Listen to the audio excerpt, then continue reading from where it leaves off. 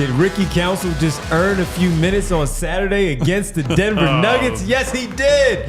Yes, he did in a blowout God, we are loss. in dire straits if that's the first place you're going. You know we are, man. Welcome to the PHLY Sixers postgame show here alongside my partners, Derek Bodner, Kyle Neubeck, I'm Devon Givens, Bree producing. All of you in the chat, we appreciate it. After an ugly one in Indiana, Sixers get rocked tonight. The score wasn't even as close as it appeared at the end as they get done in tonight. 134-122. We'll get into all of whatever happened in this one against the Indiana Pacers. No Tyrese Haliburton, no Tobias Harris, Marcus Morris, Robert Covington, DeAnthony Melton, and the Sixers get destroyed in this one. Derek, this one was not fun at all. No, that one sucked.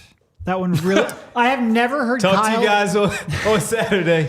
I have never heard Kyle more animated during a game than that one. He was screaming pretty much the entire second half, and deservedly so. You know, you can look down and you'll see like 31 from Joe on 20 shots, or 22 points from Tyrese. Neither of them were particularly good either. We can pick apart their games. I'm sure we will at various points. Then you look at who they were missing. Obviously, Tobias was out. Melton was out. Some other, the broadcast will bring up like Mo Bamba out. That didn't really impact the game. Robert Covington, as Kyle mentioned, as was going on, wasn't really in the rotation either.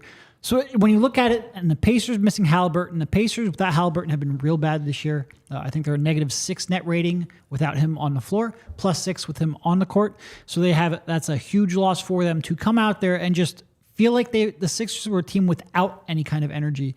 In a game where the Pacers were missing the guy who really drives all of their offense, it was just shitty. It was shitty. We have people asking if Derek got hair plugs. That's where we're at with. That's where we're at with this game. That's why you took off on your birthday, huh? If I got hair plugs, is this what I would pick? Really? Come on now. Give me some credit. Come on, chill guy. Come on, chill guy. That's not a very chill question. First of all. But we did get a good one asking if we were meeting with Howie first. Tim K. That's a great question because yes, we were. We were talking about what's going on. Do we have to make some changes on the Sixers? No. All right. So here's where I want to start. I don't really care about losses in January. Generally, no. There are these games that are going to happen throughout the course of a long season. Especially when you're coming off of a 6-game winning streak. Like, they're not going to last forever. Right. And there is a version of tonight's game where we walk in here and they're like, it was a make or miss league type of night. Pacers got hot. Sixers couldn't hit anything, all that. And that's true to certain degrees, right? Like, they couldn't hit anything. Maxey was 0 for a billion in the first half from 3. The Pacers get rolling, all that. To me, what made me so mad, which is why Derek brought up that I was yelling for like half of the game, were all the stupid mistakes they made, all this silly shit that they did throughout the night. Just like not rotating and not getting back after a made basket. Like, the low-hanging fruit that was there, that what drives you especially crazy is like, look, Indiana has the most distinct identity of any single team in the NBA. When the Pacers are on the schedule, I don't care if obviously Haliburton's important to how good they can be, but they play the same way no matter who's on the floor. And to walk into this game and to be completely unprepared for, hey, Miles Turner is going to run after a basket. Hey, Andrew Nembhard, Aaron Nesmith, Benedict Mathurin, all these guys are going to tear up the floor every single chance they get, and you have to match their pace. If the bottom would have fallen out in the second half, if we could have said, hey, look, these guys are tired, they're playing a short rotation, there are guys playing tonight that frankly don't play that many minutes that often, and eventually Indiana wore them down with this style, that's another thing. What they did tonight was they never showed up. They just never, they did not care. And like guys like Kelly Oubre, who I'm sure we can pick him apart for 5 to 10 minutes by himself. Kelly Oubre is staring at like Buddy Hield wide open in the trail spot for a 3. And 2 seconds after he catches it is like, oh, hey, now might be the time that I have to rotate over and try to contest the shot. And there's just all kinds of shit like that all goddamn night for every guy on the team, including Joel Embiid. Like, rebound opportunities fall into him, and he's not even sticking his hands up to go get them. He's just hoping that a act of God is going to move the ball into his hands. Like, that's the stuff that I can't take. That's what would drive me nuts if I'm Nick Nurse or members of the coaching staff, because yeah, you might have lost this game anyway, but it shouldn't have been a 20-point plus lead going into the fourth quarter where it's garbage time for the entire quarter. No, and you could feel it early on in the first half, especially in the first quarter, with the way things were going, where it just simply did not look like themselves. And oftentimes we see these games where you look at the team that you're watching, the team that you're covering, and you say, okay, these guys are taking the opponent for granted. And for whatever reason they did that, because Haliburton probably out. But as both Kyle and Derek have talked about, and Kyle alluding to the pace of what Indiana likes to do, we already know it's not going to change. They just went through a stretch with Tyrese Haliburton out because of his hamstring, which he missed the game tonight for. But they were out without him before. They still played the same way. They did not result in all wins, of course, but they have a Hall of Fame coach who's going to have his team ready every single night. And they have enough athletes on the floor, on their team, to do exactly what they prepare for going into training camp, knowing that they're going to have to outrun, outwork, out-hustle the opponent. And they got the Sixers really good tonight. And I would imagine, too, knowing that they beat them earlier in the season when they split the games here in their home-and-home series that they had, that they felt like they can run and they can see some warts there in the Sixers defense and do what they need to do. And then you have the Tobias Harris factor not being available. Same thing for DeAnthony Melton, shorthanded as they were, that they were going to do exactly what they did. You saw it from very early on, and it just went throughout the game. And as we were watching it and we started looking at each other, at first we didn't even have to yell. We would just start laughing because the rotations were so bad that how did you not know where you were going in this zone? No. How are you bumping into each other like the Three Stooges out there on the floor, as if you have not practiced how to prepare and play in a zone? How did you not know on the left side of the floor that, hey, you shade over in this particular place because I have to pick up this man in this area and do this part in a zone, which is, we all know how to play a zone, but that's where you saw it, and at some point how to play it is literally in the name. Yes, you defend a zone. You defend the zone, and again, it just became comical at some point, because as much as we'll give them the credit for the 6-game winning streak, certainly after the 70-point game, not overreacting to this loss, it's, as Kyle said, it's the things that happen in the loss. It's the things that Nick Nurse and the coaching staff are going to have to say, hey, when we look back at this film, if they don't burn it, these are the little mistakes that we have to correct here, because we cannot have these things happening later on in April and May when it really, really matters. We've seen them do it before.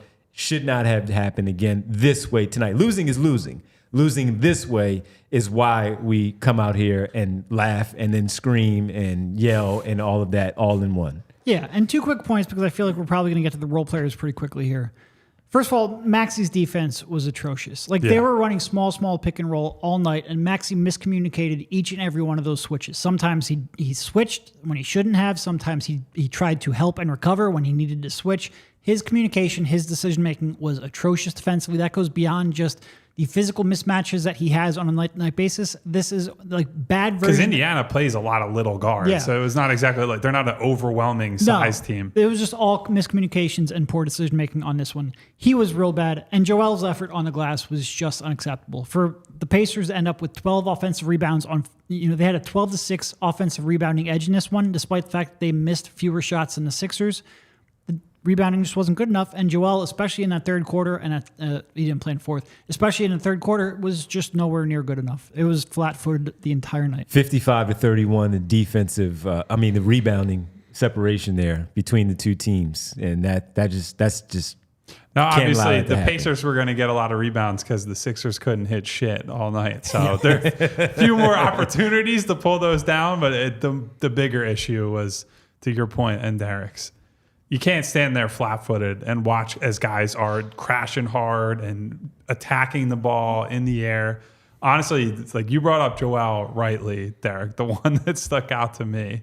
I think there was one in the third quarter that it went over Joel, and it was coming toward Furk, and Furk ducked at the rebound, and somebody came over the top of him as he's ducking to grab the rebound. So it was that's about a summary of the rebounding component of the game. I would say if there's anything that we're going to say, hey, this might be an actual problem coming out of this game, it is the rebounding, because it's been more of a trend lately. Sure. They have absolutely been going in the wrong direction there after starting the year off strong.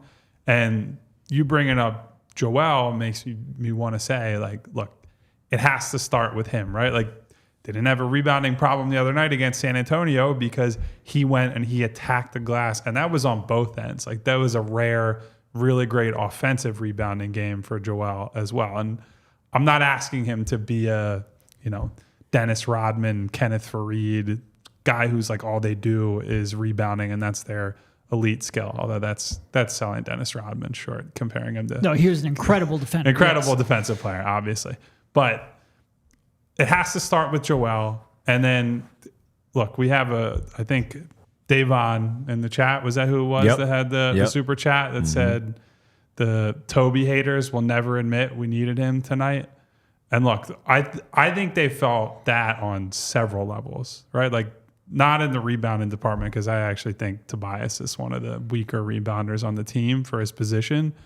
But when you see Tyrese Maxey getting trapped past half court in those bench minutes without Joel Embiid, all that's being communicated to you by the Pacers is, we don't respect anybody else that's on the floor with this guy. And if we can fluster him, get it out of his hands, force him into a bad decision, that is a way superior option to try and defend him straight up.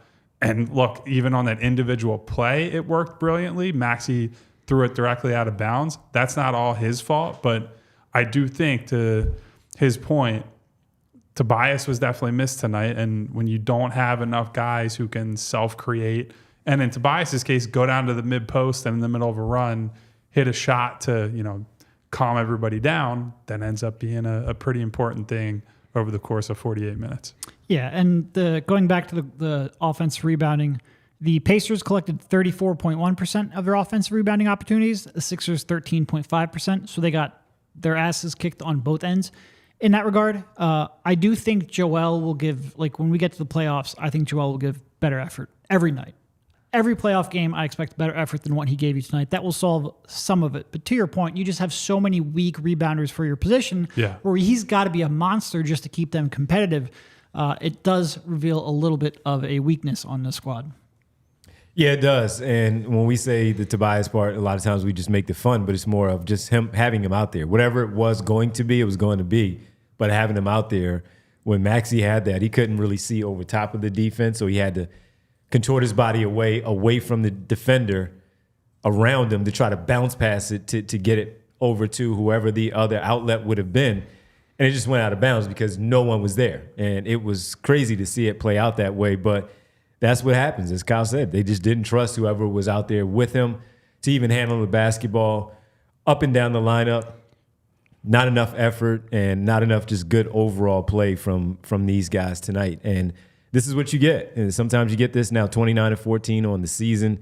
He ends up with his 30, which meant nothing. Maxey didn't have it tonight from the outside. We were laughing about the 30 in the middle of the third quarter. Like, it's not dire enough that I'm going to go on a whole tirade like we did with the 30-10 thing. But there was definitely a point where, Devon, you and I are sitting there talking like, none of these guys should be in the game. Like, they haven't earned the right to continue playing this. And that was like halfway through the third. It was like, we were yelling for empty the bench, do all that at that point, not because it had nothing to do with the stats or anything else. It's like, look, it's the effort. If guys are just standing here like this, waiting for the ball, if guys aren't rotating, guys are doing this, put guys in who might do that. Who might give you a spark. You're already down, 20, 25 points at that point. The worst thing that could happen is that you'll lose worse. The best thing that could happen, which is what we saw a little bit in the fourth quarter, although too little, too late, those guys gave them some energy. They got the game a little bit closer for a little. I think it only ended up being, like a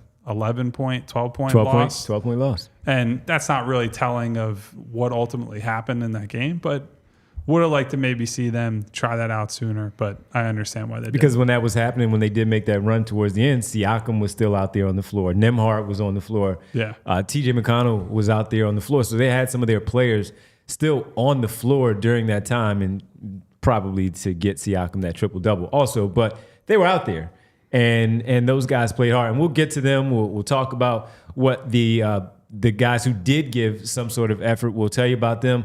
Maybe it's time for you to start investing in that Ricky Council card, folks. Ricky Council the Fourth. I'm sorry, Derek. Before Derek tells me, make sure you respect the name. Wonder Ricky if his Council dad the has Fourth. a card. Maybe we'll have to look into that. Well, if he doesn't, I know just the place for him to go. That's Wheelhouse Cards is our go-to sports card, gift, and apparel shop in the Delaware Valley. Their motto is cards and community, because love of sports unites us all, like we're trying to do here on the PHLY Sixers postgame show and Sixers show overall. They carry all of your favorite card brands like Topps, Chrome Baseball, and Mosaic Football, as well as t-shirts, hats, and hoodies from brands like Mitchell & Ness, 47 brand, Junk Food, Starter, and Shibe Vintage Sports. Looking to grade your sports cards collection? I should have done that myself. All these years later, I still have mine just sitting in the shoebox, and I don't know, they're probably not worth much. But if I do want to get it checked out, you know where I'm going, because Wheelhouse offers PSA grading submissions. They might laugh at me as old as my cards are. I was going to say, they would laugh at you for having them in a shoebox still. Get you a container for those bad boys. I actually do. They also host tons of different family-friendly events and birthdays parties every month. Stop into either of the stores in Wayne or Chester. Open 7 days per week at 11 a.m. Use code PHLY and get $10 off any purchase of $25 or more in store. Also, be sure to give them a follow on Instagram at Wheelhouse Cards. And gang, if you're sick to your stomach after that game, feel like you need something to settle it down. I know something that always tends to settle my stomach down. That's a huge Brooklyn-style bagel from Bagels & Co. Need it. Which are made right here in Philadelphia. Guys, I eat bagels several days a week. You hear me say that word 1,000 times. Bagels & Co. offers an average of around 15 to 20 different types of bagels, and they rotate seasonally, so you're always going to have new flavors, some themes, the holidays, Christmas, all kinds of cool stuff. So if you're just getting bored of eating the same old stuff, Bagels & Co. is where you got to go. And if you're a cream cheese guy or gal, like I am, they offer 30 different flavors of cream cheese that rotate throughout the year. They have themed cream cheeses. I don't know that anybody wants a Sixers themed cream cheese right now after that game. It would taste like low effort and sadness, but I'm sure they have lots of other great cream cheeses. That's nice for now, because I was going to say it would taste like. Well, let's not interject anything that off color into the ad read. But guys, just as important as that variety in cream cheese, because they have lots of delicious cream cheeses. Let me say it again. Affordability is at the top of the list. Bagels & Co. has kept their prices down as inflation goes up and up and up, so that you can be an everyday customer, not just someone who's coming in for a weekend splurge. They even offer premium coffee at a superior price to most national brands and chains. So for the best Brooklyn-style bagels made right here in Philly, head to www.thebagelsandco.com/store-locator to find the closest Bagels & Co. near you. Bagels & Co. would never release a bagel that tasted as bad as the Sixers' effort in this one. They are too professional and too consistent for that. But we can eat while we're angry because, ticked off. We're just hungry anyway. It's late night. Are your eating habits bad because we get done so late? Sure, I'll blame it on that. Yeah, cool. Because no other reason at all. Exactly. Mine are, and I don't care. I'll just give me a bagel right now. But they pretty much had the zero tonight, the way the Sixers played tonight. But some of the other guys played pretty well. And towards the end, we were mostly looking forward to talking about these guys. It's Turk and Ricky Council coming in. And I guess, yeah. I mean, I was excited watching it just because it was a breath of fresh air at that point. And I will say, I meme about it a little bit on Twitter.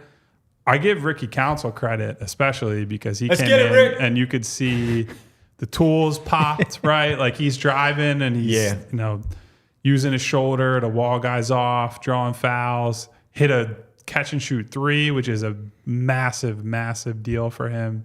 My guy Turk, unfortunately, a little bit of a tougher run, but a couple nice passes, some nice pocket passes in the pick and roll. I think even a couple of those there were turnovers on that he threw good passes, and Paul Reed either did not catch the ball or one of them he caught it and didn't keep the ball high and got ripped on it. So I don't put those on Turk, but he could not throw the ball in the ocean tonight. So unfortunately, as someone who's endorsed him for the shooting and scoring stuff, Yeah. When you airball multiple threes, it's it's a little tough to get I didn't mind around it though, that just part. because of course the idea, not just the 3-point, the outside shooting, but even driving to the basket, getting a few blocked. Isaiah Jackson had a pretty nice block because it was too easy, but the mindset was right. Attack. Just do what you can to get some points on the board. And just play Show loose. the coaching staff, that while you are still trying to show that, hey, maybe we might be able to get in a few of these games here from time to time.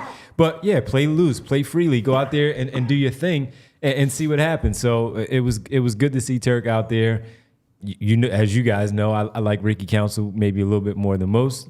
I don't know if this is not sustainable, but some good plays tonight. It was just fun to sit there after watching 3 quarters of terrible basketball to see the effort from them as they were trying to do anything they could to turn it into a positive for the Sixers tonight. And they did that. I mean, we saw them put the ball on the floor, get to the basket.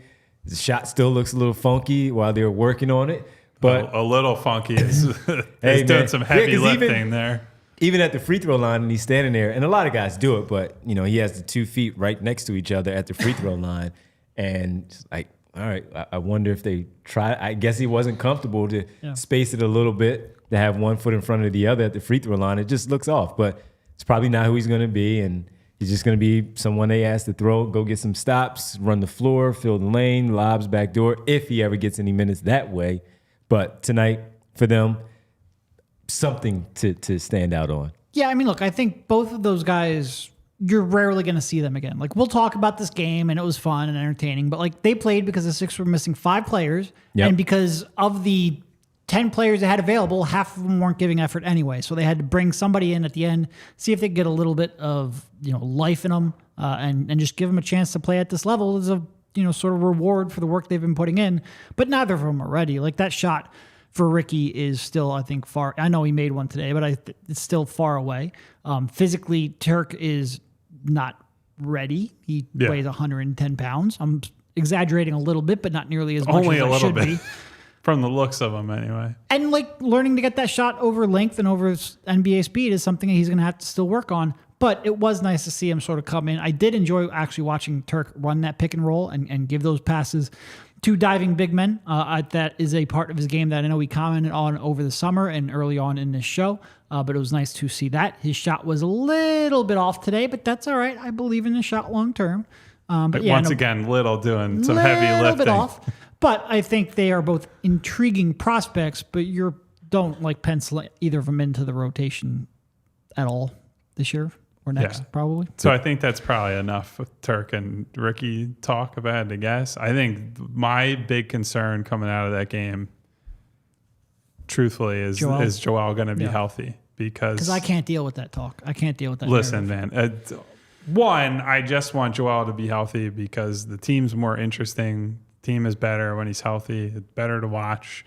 All of us want that. Like, regardless of you guys on the other side being maniacal fans and me trying to be Zen master or whatever over here, I still want a good product to watch, right? Like, we all want a good product to watch. So Joel banging knees was that the second quarter that happened? Mm-hmm. Joel banging knees in the second quarter, I'd argue, is the biggest story of the game. Now, he was able to shake it off and play, but I think there was a clear dip in his effort after that. Now, you don't want to say that's a direct correlation, right? Like, the game got away from them, so he was clearly he reached a point where he said, I'm not getting after it anymore. And whether that's rebounding, frankly, there was not really even an effort from him to go and get the ball a lot of the time. He didn't get his first shot attempt in that third quarter until I think like 5 or 6 minutes into the quarter, which that's just preposterous to me that could happen. I feel like I have a parody Stephen A. Smith tweet in my head whenever I hear the word preposterous, that now that's going to eat at my brain. But to Derek's point that he was alluding to, I cannot deal with him missing the Denver game in Denver. He has missed it for genuine reasons over the years. It's been another disingenuous thing. But for my own personal sanity, having to hear from people all the time, Joel, I really hope that you're healthy out there, brother, because I don't want to hear it. I know you don't want to hear it for another consecutive year if you don't make it to Denver. Yeah, as soon as it happened, that was the first thing you brought up watching all the people comment in the chat, they're also along the same line of you can't really take it. You don't want to have to deal with it. Now, he did stay in the game. He played. He finished out the third quarter and got his 31. He also sat on the bench laughing it up with his teammates as they kind of settled in and understood what the night was. So we'll see. But no, I agree with you. I don't want to hear it because you know that's the first thing that's going to happen. It's a nationally televised game. People are going to talk about him once again not going to Denver and being afraid to play against Nikola Jokic once again.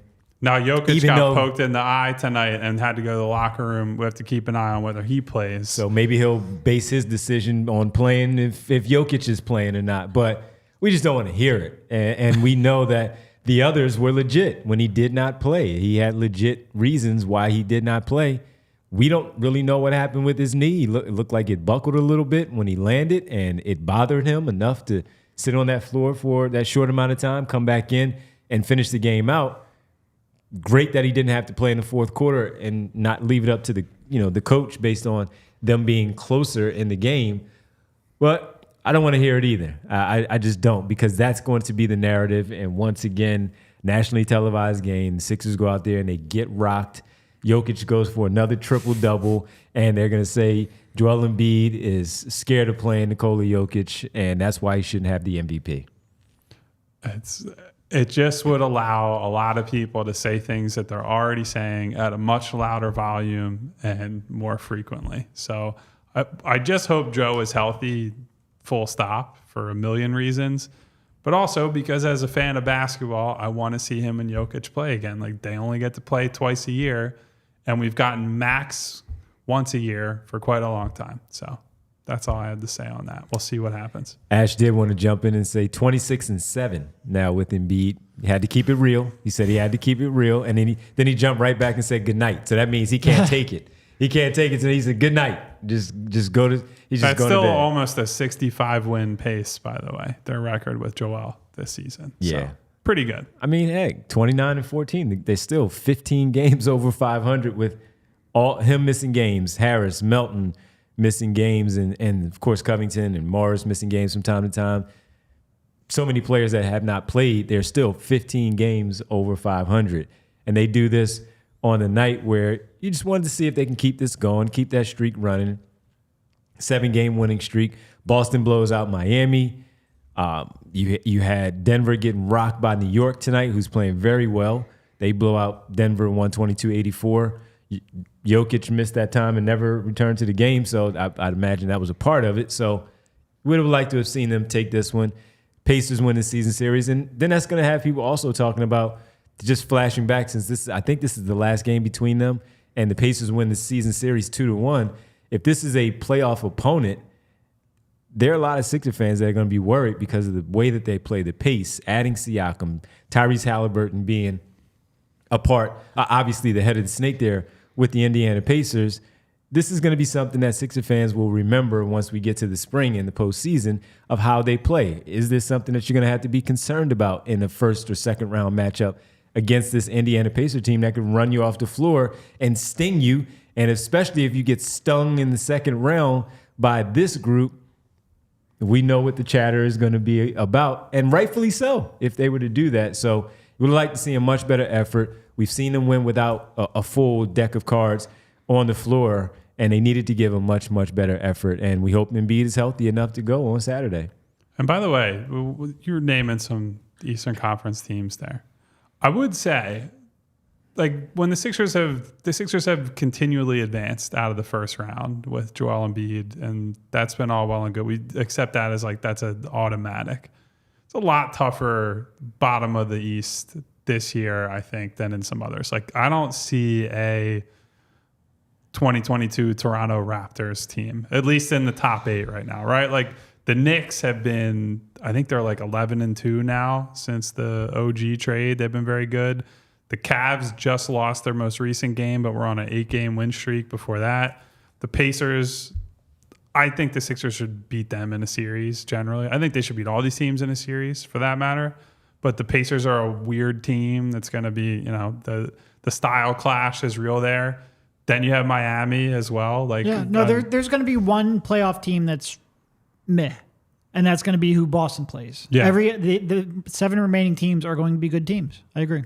Yeah, so it's definitely something to be aware of. I wouldn't go so far as to say that the first round matchup would dictate how I would go about the trade deadline. But I think when you combine what I think will be an overall tougher first round series on average with what we probably all think they need to advance out of the second, let alone conference finals, win a finals, I think there should be some real urgency heading into the deadline. You want to get to a couple of these other super chats that we had mixed in there? We'll be happy to. Baba Jide jumps in and says, Herb Jones from the Pelicans will be a perfect addition to the team. That was because a report came out and said that the Pelicans were fielding calls or at least having conversations about Herb Jones. I don't know that to be true. Have either of you heard anything? I've seen some conflicting reporting on it, is what I would say. I do agree that if they could get him specifically, I think he's very good and slots in as a starter basically immediately and is somebody who can grow along. Like, he was an older rookie, right? If I'm remembering correctly. He's 25, 26. Yeah, so he's someone that's probably at the perfect part of the age curve for what they have right now. Good enough to win now. Good contract. But still has runway in front of him. Good contract. I think it's like 4 for 54 or something along those lines. Yeah, that's pretty good for him. So personally, if they could get one of the Pelicans' wings, I'd probably prefer Trey Murphy, but I think they value him higher than they do Herb Jones. So that's probably the problem there. But yeah, I'd be in on Herb Jones for sure. Yep, absolutely. Bernard also, it's mental with Oubre right now. We can get into that. Pat Bev is not the answer. Maxey shooting too erratic and concerning. Hope we don't see Pacers in the playoffs. Oh, Bernard. Yeah, so here's my concern with Oubre. I agree it's mental, but it's the decision-making that has been his problem pretty much his entire career. I think some people are looking at it like, it's fine, he's just in the slump, he'll get back. Whereas I kind of look at it like maybe that beginning of the season was a mirage, and this is just who he's been for the rest of his career. This is why, coming into the season, Kyle and I were both like, well, Devon was on his, little getaway. Yes. Kyle and I were both like, hey, look, minimum contract, fine, no harm, no foul, but I don't trust him because of these reasons. These reasons are exactly what you've been seeing over the last couple of weeks. So I am very concerned that he has regressed back to what his career has been up to this point, and getting him back to the player he was in the first couple of months of the season. That's a priority because he has not been good enough. And I worry a little bit that the more you rely on Kelly, the less reliable that he becomes. And starting is certainly overtaxing him, and he shouldn't be in that role. But you've got so many injuries, and Melton's long-term injury specifically, that he has had to step up into a role that I just don't think you can rely on him to fill. And that's like, the Melton thing is two-pronged, right? Like, on the one hand, Kelly's playing too much, and you feel like we got to get D'Anthony back so we can slot guys into new roles. But it's a back injury after last year was plagued with a back injury for D'Anthony. So they've taken the cautious approach, which is the right thing to do. But I think they're suffering as a result of that. And I wonder if there's a point where they're like, well, we got to let him play. We got to let him play. And then that ends up D'Anthony is compromised, never gets right. We're in the playoffs, and he's just having to play through a back issue. And look, he's a streaky shooter on a base level. Imagine you're a streaky shooter, and then you're carrying around a lumbar spine injury in the playoffs. So not loving that. And I wish that, they could just get everybody right as rain, but you don't really have that luxury. And frankly, that's part of why teams load up on stars, because they just are like, this guy's going to play 70 plus games and give me the standard level of production, where the role player volatility, as we're seeing with Kelly Oubre, can be all over the place. And I wish we hadn't gotten back to this point. It was a fun story to have, locked in Kelly, who's shooting well, defending hard, bought into what Nick Nurse is preaching. I think you could almost see, like, maybe we should not pile too heavily on Kelly, because a lot of these things that were like Nick Nurse buy-ins thing, rebound, transition defense, things. Those are two main things that when he came in are like, we got to fix this. We got to be better. And over the last, I don't know, several weeks to a month, they've been pretty crappy. So it is definitely Oubre in a big role, but certainly not the only culprit. He certainly doesn't look like a guy that averaged 20 points. No, not even close. Not even close. And it's concerning now, especially when you get to this time of the year with the trade deadline where we talk about these names and who might be available. It's something to watch and see where he fits in. And it's probably, as the guys talked about, too many minutes out there on the floor. And he needs to be coming off the bench instead of in the starter role, especially on a championship contending team. He needs to get it. He needs to get it together because we're out there looking at him and we're like, what was he thinking right there? I mean, it's hard for us to get in his head, and we probably are doing that to ourselves terribly for trying to figure out what the hell Kelly Oubre is doing from time to time. But yeah, I mean, we sit there and it's like, what was that? What was he thinking there? That's not, again, a guy who averaged 20 points in the league, consistently playing and attacking and shooting and having the confidence on the floor is just not a good look. Barbara also says, Barbara Carroll, Devon isn't concerned with the Knicks. Said the Knicks would never come to Philly and win if Embiid plays. I don't know that I've ever said that, but okay. Knicks are tough. They look really good. Kyle just said it, 11-2 since the OG Anunoby trade. They looked really good. Beat the crap out of Denver tonight. Yes, they did. They are fun, and Jalen Brunson is going to be an all-star. Julius Randle is in the conversation for another all-star berth. They have a very good, balanced basketball team, and that's even with Mitchell Robinson, their starting center. And that's with ammo to go and get more guys. Yes. If they like another, I don't know about high-level guy, but at least like maybe starter quality, 6-man quality guy with what they got. It just depends on how far in they want to go with this team. Because you already seen reports about Quentin Grimes maybe being available. Some of the others now go and get them because, to your point, the third star, even though the points may not match, is maybe Anunoby. So then you go get the other guy to slot into that next spot. DiVincenzo's playing well right now. You have a lot of these. They look really good right now, and they would be a tough out. So, Barb, I didn't say that. So there's that. We had one more from our buddy Davon, a.k.a. Schoolboy Beast. Well, two more. He says the minutes are definitely affecting Maxey as well. And that's something we got into. I mean, we're right back to the bad shooting tonight, right? And I don't really know. It's because a lot of these looks are quality looks. And we can't even go to the pull-up shots on this one because he had some tonight that are wide open catch-and-shoot jumpers that he's got to hit. And not only that, but like people always go to the legs when a shot comes up short. Did you see the way he exploded the rim some of those times? Like his legs were fine on the drives, and those take a lot of energy as well. Look, he just came off of a 5-game stretch where he shot like 46% from three on almost 10 per game. He struggled into the last 3 games. I think sometimes it just happens. I don't think every time he misses a shot, we have to go, oh my God, are his legs shot? Yeah. That being said, like broadly, I think he probably plays too many minutes. I'd love it if they got some more ball handling and creation so he didn't have to play as much. But I don't necessarily think tonight was because of those shot legs. I think he maybe just had an off night. It happens. It does. I mean, my show today has been pretty mediocre. I think it happens. You have an off night. You're good, man. What happened? Mediocre would have been an improvement over what the Sixers offered tonight. So I'll take the replacement level performance if that's what you got to offer. Well, all right. I will say this, and maybe not tonight, but it happened. The starters were announced.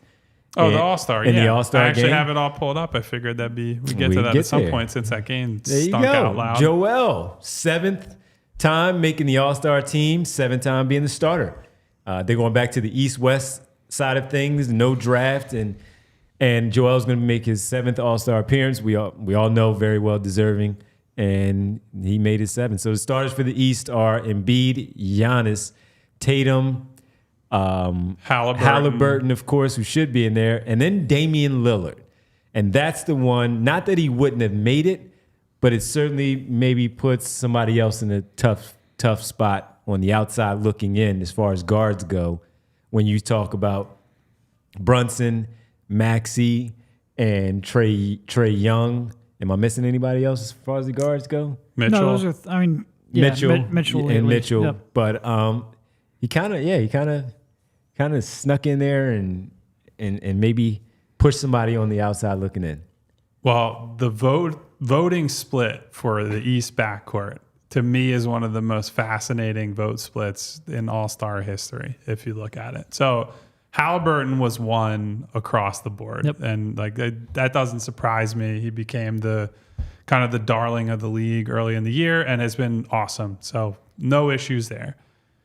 Dame finished 3rd in fan voting, 4th in player voting, 5th in media voting. And sort of the key there is that he was consistent, whereas like the media had Brunson 2, fans had Trae Young 2, and players had Tyrese Maxey 2. And the fact there was no consensus there allowed someone like Lillard, who's at least in the top 4 or 5 in all of them, to sort of jump up. And the most interesting one from a Sixers perspective to me, obviously, is Maxey being 2 in the player vote. And it wasn't even a particularly close 2 either. He got 131 player votes. The next closest guy was Brunson. He got 78. Wow. So the players showed a ton of love and respect for Maxey, which I like.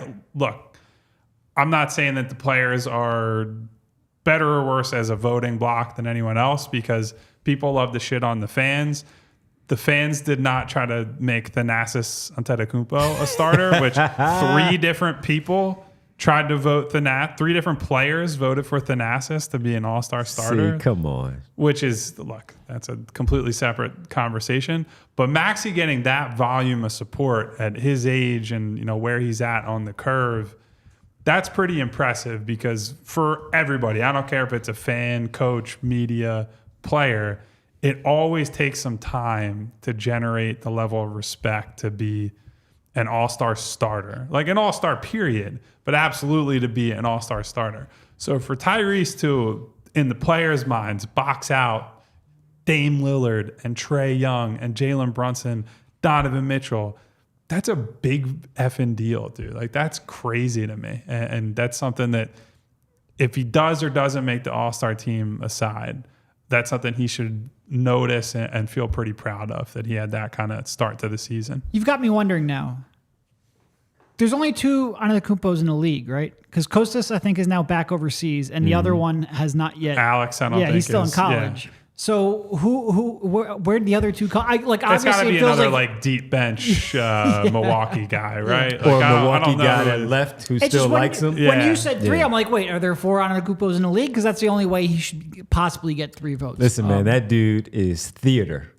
I cannot help but when I watch the games, I cannot help but to look over there whenever they are down by the Bucks bench, whether it's a road game or home game. I can't help it. I cannot help it. I can't stand them, but I can't help it. And it's ridiculous. And I think have you all seen the highlight reel, quote unquote, of Thanasis going around, of all his fun adventures on the floor? Yes. That guy, man. I'm just looking at the Giannis Bucks roster, trying to speculate who would. It's got to be an end of bench guy, right? Someone who wants to get towel waving and getting Giannis's good side or something. It seems like he's on a good relationship with Jay Crowder there, even though Jay Crowder actually plays. When I watch, they're like, rubbing shoulders and like campaign. Marjon Beauchamp, is he like a big Thanasis guy? Yes. Yeah, I don't know, but got 3 votes. Losing the plot a little bit on that. The point is more, Maxey should feel good about his peers looking at him that way. Yes, absolutely. And he didn't make it because the fans voted him 6th, and that makes sense. Like, fan voting, I feel like it takes a year or 2 behind, so he gets sort of like the reputation now. That reputation will then help him in next year's voting. Yeah, so that was interesting. In the front court, Joel starting, and he got, if we're looking at the breakdown, he was 2nd behind Giannis in media. It's actually 3rd in fan voting. Tatum ended up passing him. Which what we're learning here is that Philly fans did not do a good job. You said it, not me. Don't get me in trouble. And he finished 2nd in player voting, and that was fairly close between him and Giannis. Giannis got 196 player votes. Joel got 193. So Tatum a distant 3rd amongst the players. Well, I mean, it should be a fun All-Star game. In the West, it's Kevin Durant, LeBron James in the backcourt, Luka Doncic, along with Shai Gilgeous-Alexander. Which, by the way, that's a big that's a big deal. No Steph Curry starting in the All-Star game. Like that. And we're talking about Oklahoma City. That tells you how awesome Shea and Oklahoma City have been this year. Yeah. Who's the big man? Who's starting? It's Jokic. Jokic. Okay, I'm sorry. I don't know how did I forget that? Jokic, Shea, Luka, LeBron, and Kevin Durant. LeBron, KD. Yeah. I mean, that's a squad right there. That is a squad. Should be fun. Hopefully Maxey's there in Indiana, where they played tonight for the site of the All-Star game in February. You'll see if he's there. Pretty good chance that he might be there, but we'll see. Give our thoughts on that a little bit later. Honestly, though, I think this probably helps Maxey because, like, if Dame was going to be on that team, like the coaches were going to pick Dame, so him getting sort of like that second spot over someone like maybe Brunson, who maybe certainly played well enough to deserve it. There's a chance I could see of a coach picking Maxey over Brunson. There was no chance of them picking Maxey over Dame, so I think it probably helps his chances. And I think Maxey over Trey as well. One. Yeah. If I had to guess that Maxey will get the nod there because they don't want to give Trey, who's on a terrible team this year, any kind of love, if I had to guess. Yep. All right. Well, this one was a stinker tonight, guys, but we made the best of it. Had some fun. Ricky Council. Let's get him, Rick. Look, we all wore matching gray shirts somehow without knowing it, and the Sixers somehow let us down. I don't know. We coordinated and everything. We have to speak to them and get them on the same page as us. Let's say goodnight to some people. You want to say goodnight to some people? Thank you guys for coming through. My friends, Jay of the Jungle, Barbara Carroll. What's up, Barb? Barbara, all love, Barb. Barbara hating on Devon, but we still love you, Barb. All love, Barb. She's not wrong. X-Man. That's fair. My guy, Al, the 2-minute warning. What up, Al? Liam Stevens, Randy, Roger Taylor. Who else we got? Is that Faiza? Which I wish I could pronounce words like a person who gets paid to talk for a living. Money Marr, our guy. Devon Givens in the chat. Wow. What's up, man? Another rare. Bootzilla, Prophet One, Mateus, Randy. I think Will was in here earlier. Austin Kroll was definitely in here. Coleman Potts, you've been in here quite a bit. Listen. What's up, Coleman? I think I'm done reading names, guys. It's a tough night, and it's a lot of scrolling. I think we got to get up on out of here, guys who are still with us, guys and gals, especially Barbara. Can you guys hit that subscribe button for us on the way out? And hit that bell icon, and it'll give you notifications each and every time that we go live. And if you hit the thumbs up symbol, maybe the Sixers will actually decide to show up for Saturday's game against the Nuggets and give us a better product on the floor. So please make sure to do that Joel too. On the way out. It'll be an early Saturday evening stream after that game. We're off on Friday, folks. According to some of the chat, there is Jokic has been ruled out, or is that just speculation? I'm not gonna. We'll see. Anyway, we will see you guys early Saturday night. Bring your drinks. We'll pregame before you guys get to go out, and the three of us will have some fun after what's hopefully a good game. We